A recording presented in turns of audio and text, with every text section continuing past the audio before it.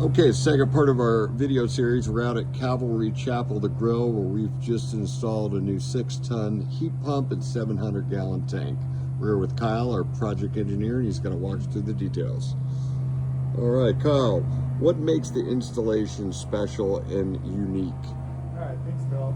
So, what makes it, first off, we're using an air-to-water heat pump, which is different than just an air source heat pump. So instead of running Freon lines around, we have hydronic lines around, and I think that keeps the installation a lot simpler. There's no brazing, there's no press piping going along. We're using Schedule 80 PVC for those connections, and then connecting to the domestic copper that goes into the building. The other element is the storage tank. Thermal storage tank, which is made out of non-corrosive materials, so that's going to be different than your normal stainless steel tank. And those are the two elements of the installation.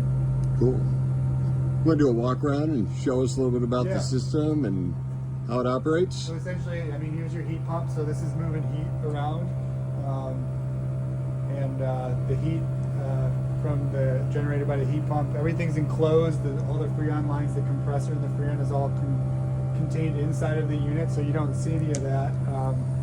And then the water circulates through here. There's a circulation pump, which I'll show you on the back side there.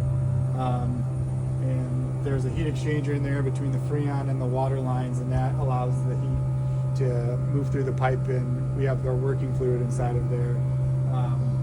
So heat pump here, and then the circulation pump on the back here.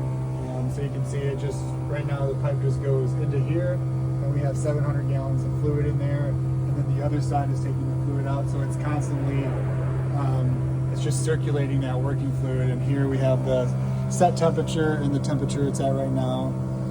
Currently in the kitchen they're using hot water, so right now the unit is on, trying to reach that set temperature.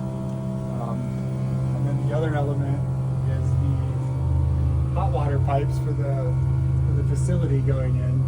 This is the old unit they have, so this is bypass. This is what they're going to have as a backup. And so that's off right now. There's no water going to that, and instead it's going through this circuit, which goes through the heat exchanger in there. So there's no mixing of working fluid or domestic hot water. Those are two totally separated things. So that's it. You have the circuit for the facility going through the heat exchanger, which is separate from the working fluid, which has the circuit going into the heat pump there. Excellent. Well, we appreciate the walkthrough, Kyle. Thank you. Thanks, Bill. Have a great day.